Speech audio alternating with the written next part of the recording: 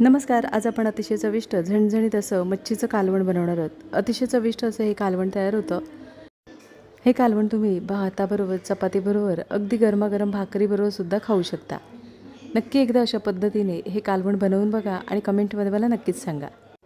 ह्या कालवणाबरोबर नक्कीच 2 घास जास्त जेवाल असं हे कालवण तयार होतं.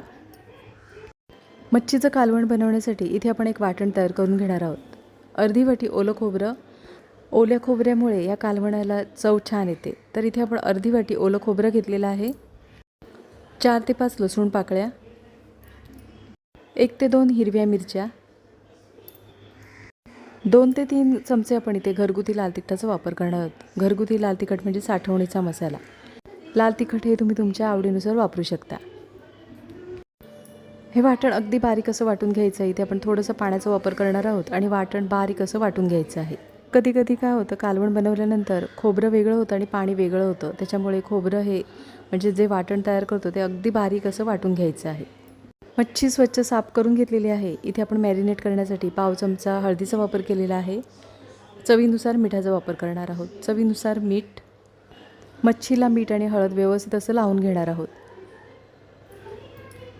मच्छीला मीठ आणि हळदीचा वापर केल्यामुळे जो वैसटपणा असतो तो कमी होतो. पातेल्यामध्ये आपण फोडणीपुरतं तेल गरम करून घेणार आहोत. तेल छान गरम झाल्यानंतर 10 ते 12 लसूण पाकळ्या आपण बारीक अशा ठेचून घेतलेल्या आहेत. लसूण छान लालसर होईपर्यंत परतून घेणार आहोत. गॅसची फ्लेम स्लो ठेवून फोडणी छान खमंग अशी तयार करून घेणार आहोत. तर इथे पाहू शकता लसणाचा रंग बदललेला आहे. कालवण तयार करताना लसणाचा थोडा जास्त वापर करायचा म्हणजे कालवणाला चव छान येते.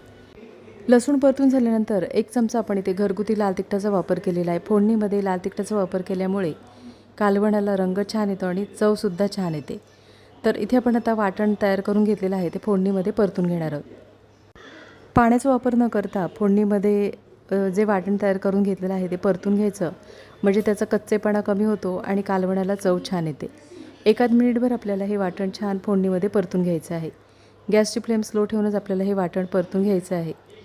वाटण परतून झाल्यानंतर 4 ते 5 आमसुलाचा वापर करायचा आहे. आमसूल म्हणजे आपण इथे कोकमाचा वापर केलेला आहे.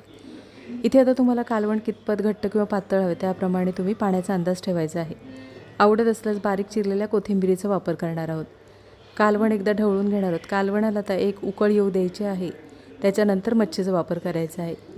कोणत्याही मच्छीचं कालवण बनवताना कालवणाला एक उकळ आल्यानंतरच मच्छीचा वापर करायचा म्हणजे कालवणाला चव छान येते.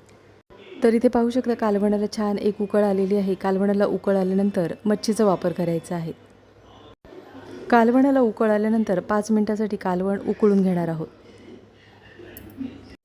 कालवणामध्ये मच्छी सोडल्यानंतर इथे आपण आता कालवण एकदा ढवळून घेणार आहोत. कालवण ढवळून झाल्यानंतर इथे आपण आता चवीनुसार मिठाचा वापर करणार आहोत.